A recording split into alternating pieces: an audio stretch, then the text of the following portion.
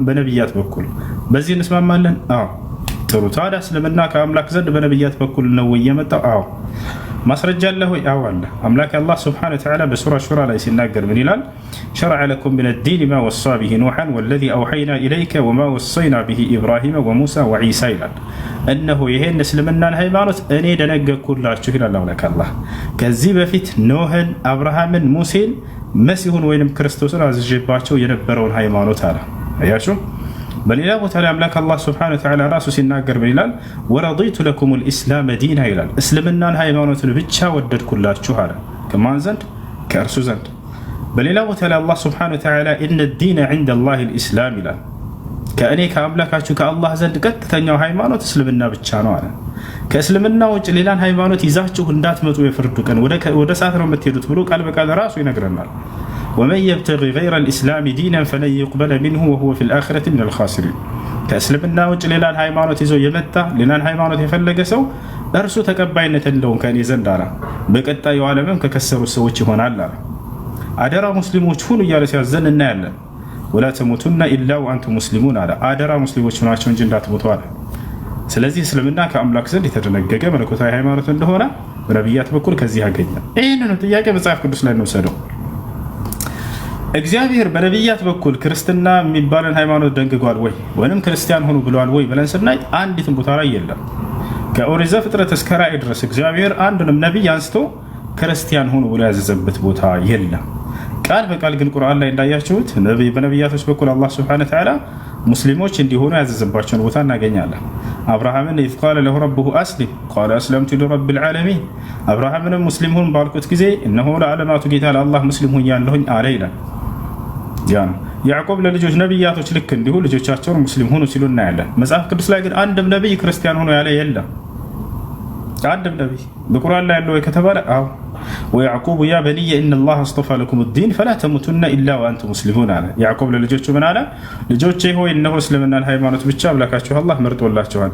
አደራ ልጆቼ ሙስሊሞች ሆናችሁ እንጂ እንዳትሞቱ አላቸው ይላል። እያችሁ አይደል? ይህ ነው። ይህን ጥያቄ መጽሐፍ ቅዱስ ላይ ስንሄድ ጊዜ እግዚአብሔር አንዲትም ቦታ ክርስቲያን ሆኑ አላለ። ልክ እንዲሁ ደግሞ ነቢያቶች ክርስቲያን ሆኑ አላሉ። አንድም ነቢይ ክርስቲያን ነኝ ብሎ የተናገረ የለም። ታዲያ በቁርአን ላይ ነቢያቶች እኔ ሙስሊም ነኝ አላለ ወይ? አዎ አለ።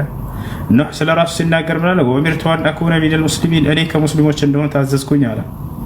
ተታቻል። ልክ እንዲሁ በከሌ ነቢይ ክርስቲያን ነው የሚል ቃል አታገኙም። የሚገርማችሁ በቁርአን ላይ እስከተባለ አብርሃም ሙስሊም ነው የሚል ቃል በቃል ታገኛላችሁ። ማካነ ኢብራሂሙ የሁድየን ወላ ነስራንየን ወላኪን ካነ ሐኒፈን ሙስሊማ ይላል። አብርሃም አይሁድ አልነበረም ክርስቲያንም አልነበረም ካለ በኋላ ነገር ግን በአላህ ትእዛዝ ላይ ቀጥ ያለ ሙስሊም ነበር እያለ ይናገራል። አያችሁ፣ ይሄን ይመስላል። ስለዚህ ከአምላክ ዘንድ እውቅና ከሌለው ከነቢያት ዘንድ እውቅና ከሌለው እንዴት ነው ነገ የፍርዱ ቀን ይህን ነገር ከአምላክ ፊት ይዘን የምንቀርበው? ቆም ብላችሁ አስቡ። አምላክ በነቢያት በኩል የደነገገው ብቸኛው መለኮታዊ ሃይማኖት ኢስላም እንደሆነ ከዚህ ታገኛላችሁ። ሌላኛው ምንድነው? ቁርአን ሲወርድ አወራረዱ የሚለው ነው። ቁርአን ሲወርድ አወራረዱ። እሺ ሐዋርያት ሲሰብኩት የነበሩት ማን ነው? ሁሱ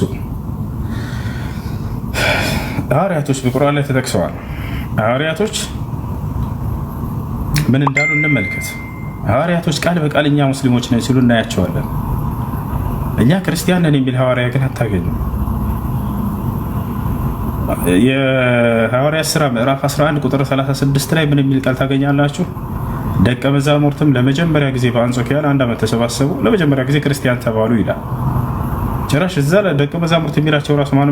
ጳውሎስ እና በርናባስ ተባሉ ነው የሚለው። ራሳቸው ብለውት እንኳን አይደለም። ወይ አምላክ ብሏቸው አይደለም፣ ወይ ኢየሱስ ብሏቸው አይደለም፣ ወይ ነቢያት ብሏቸው አይደለም። ተባሉ ባዮች ሌሎች አካሎች ናቸው ይህን ስም ያወጡት።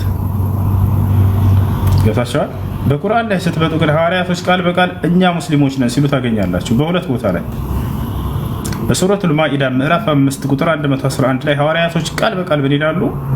ወኢዝ አውሐይቱ ኢለል ሐዋርይን አን አሚኑ ቢ ወቢረሱሊ ቃሉ አመና ወሽሀድ ቢአንና ሙስሊሙን። ሐዋርያቶች እኛ ሙስሊሞች መሆናችንን መስክር አሉ ይላል።